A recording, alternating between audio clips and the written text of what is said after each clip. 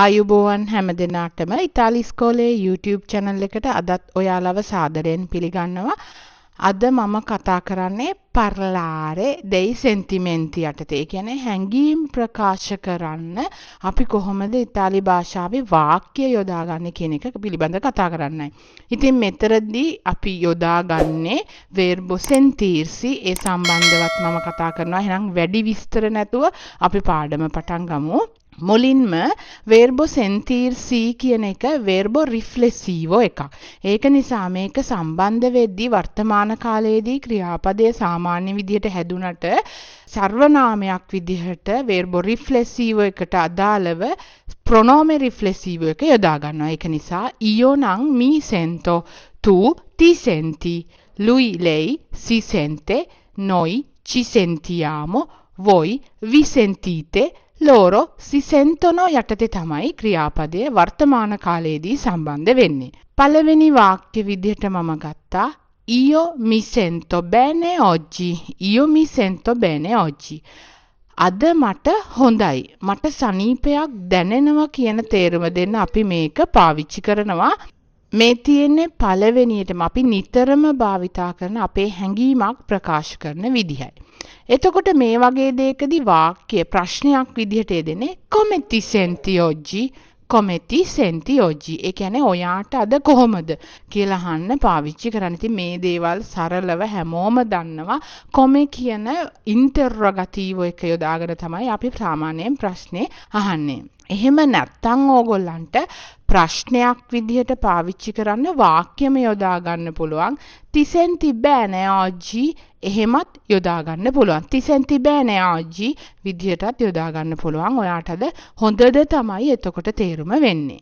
ශ්‍රී ලංකාවේ අති සාර්ථකම ඉතාලි භාෂා වීඩියෝ පාඨමාලාව දැන් ඉතාලි ඉස්කෝලේ විසින් වීඩියෝ 21කින් සමන්විත අංග සම්පූර්ණ පාඨමාලාවක් වසරක කාලයක් සඳහා කැමති වාර ගණනක් නැරඹීමේ පහසුකම මිලදී ගැනීමට පෙර පළමු පාඩමෙන් කොටසක් නොමිලේ නැරඹීමට අවස්ථාව ඉතාලි ඉගෙන ගන්න හොඳම තැන ඉතාලි ඉස්කෝලේ වැඩි විස්තර සඳහා 39 376 177 77 අංකයට WhatsApp පණිවිඩයක් යොමු කරන්න. Mi sento stressato එහෙම නැත්නම් stressata කියන වාක්‍ය තමයි මම ඊළඟට ගත්තේ. මට අද විවේක නැති බවක් නැත්නම් අවිවේකී බවක් දැනෙනවා කියන තේරුම යටතේ කියන ස්ට්‍රෙස් කියන තේරුමට තමයි මේ වාක්‍යය දෙන්නේ. ඉතින් මේකත් අපිට දැනෙන හැඟීමක්. මේක ප්‍රකාශ කරද්දී කතා කරන පුද්ගලයාට අදාළව ස්ට්‍රෙස්සාතෝ කියන වචනය මස්කීල ෆෙමිනීල අනුව සහ ඒක වචන බහුවචන කියන්නේ සිංගුලාරේ ප්ලුරාලේ අනුව වෙනස් වෙන්න ඕනේ. Si sente nervoso nervosa. Si sente nervoso nervosa. nervous වෙලා. ඔහුට ඇයට කලබල බවක් දැනෙනවා කියන තේරුම තමයි යෙදෙන්නේ. මම කලින් කියලා දුන්නා වගේම මෙතනදී යෙදෙන මෙම වචන නාම පදයට කතා කරන පුද්ගලයාට අදාළව ගැලපෙන්න ඕනේ. ඊළඟ එක mi sento rilassato rilassata. Mi sento rilassato rilassata කියන්නේ මට විවේක ගතියක් විවේකයක් දැනෙනවා කියන එකයි. ඉතින් ඔයගොල්ලන්ට පේනවා ඇති මෙන්න මේ වගේ හැඟීම් දැනීම් අපි නිතරම පාවිච්චි කරනවා කියන්න. ඊළඟ එක විදිහට මම ගත්තා ti senti stanca per lavoro? ti senti stanca per lavoro? ඔයාට වැඩ පිළිබඳව මහන්සි දැනෙනවද? ඔයාට වැඩ නිසා මහන්සි දැනෙනවද කියන තේරුමක් මේ වාක්‍ය දෙනවා. එතකොට මෙතනදී මම කතා කරලා තියෙන්නේ ගැහැණු කෙනෙක්ට අදාළවයි. ප්‍රශ්නයක් විදිහට එදිලා තියෙනවා පිරිමි කෙනෙක් වුණා නම් ti senti stanco විදිහට තමයි යෙදෙන්න ඕනේ. Ci sentiamo felici quando abbiamo tempo per noi. Ci sentiamo felici quando abbiamo tempo per noi. අපිට අපි සඳහා කාලය තියෙන කොට සතුටු දැනෙනවා කියන තේරුම දෙන්න මම බහුවචනයෙන් වචනය පාවිච්චි කරා. ඔයගලන්ට පේනවා ඇති felice වචනය felici විදිහට දෙලා තියෙන අපි සඳහා කතා කරන නිසා මෙතනදී වාක්‍ය දෙකක් එකතු කරා. මේක අපිට සතුටු දැනෙන්නේ අපි සඳහා කාලය වැය කරන්න තියෙනකොට කියන තේරුම දෙන්න. මේ විදිහට විවිධ වාක්‍ය ඔයගලන්ට යොදා ගන්න පුළුවන්.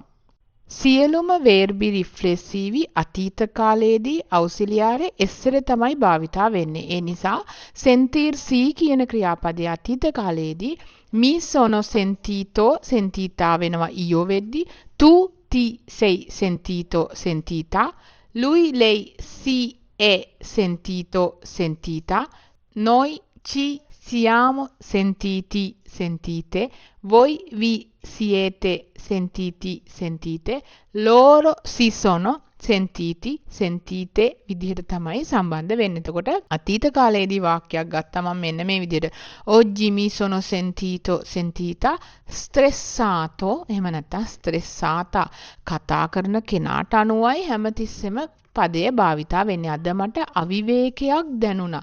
විවේක ගතියක් නැති බවක් දැනුණා කියන තේරුමයි යෙදෙන්නේ. ඊළඟට mi sento motivato motivata mi sento motivato motivata මට motivate වෙච්ච බවක් දැනෙනවා කියන තේරුම තමයි අපි මෙතනදී පාවිච්චි කරන්නේ. යම්කිසි කෙනෙක්ගේ උද්‍යෝගී බව වැඩි වුණා කියන තේරුම යෙදෙන්න පුළුවන්. mi sento distrutto එහෙම නැත්නම් distrutta mi sento distrutta කියලා කියන්නේ ගොඩාක් මහන්සි වුණාම පාවිච්චි කරනකොට මට ගොඩාක් අමාරු ගතියක් දැනෙනවා කියන තේරුමට යෙදෙන වාක්‍ය.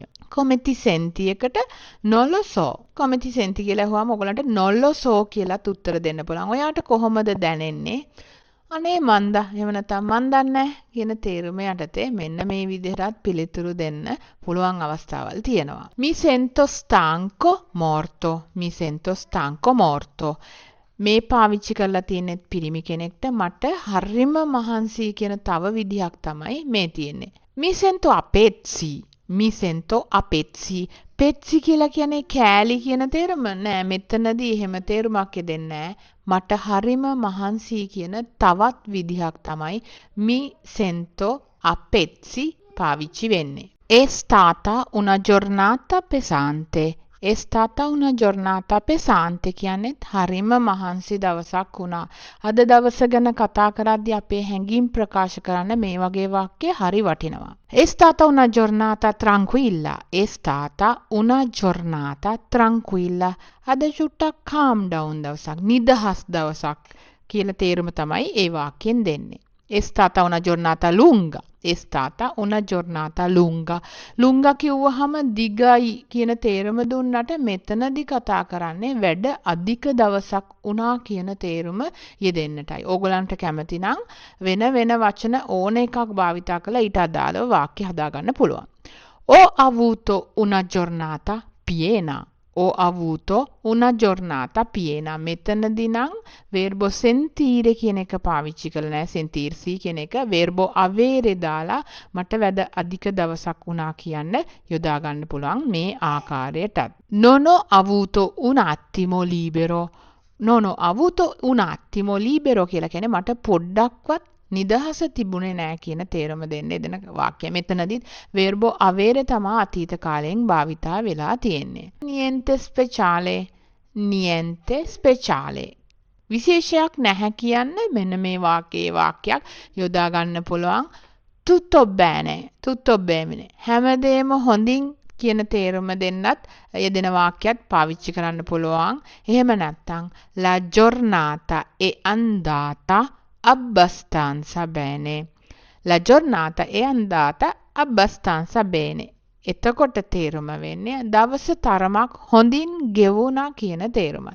ඉතින් මෙන්න මේ ආකාරවලට දවස ගෙනිච්ච තාලේ අපිට අපේ හැඟීමක් විදිහට ප්‍රකාශ කරන්න sentirsi සහ තවත් ක්‍රියාපද දෙන තාලේ අද මම කතා කරේ. මේ වගේ තවත් වීඩියෝ එකකින් ඕගොල්ලෝ හම්බ වෙනකන් හැම දිනාටම ආයුබෝවන්.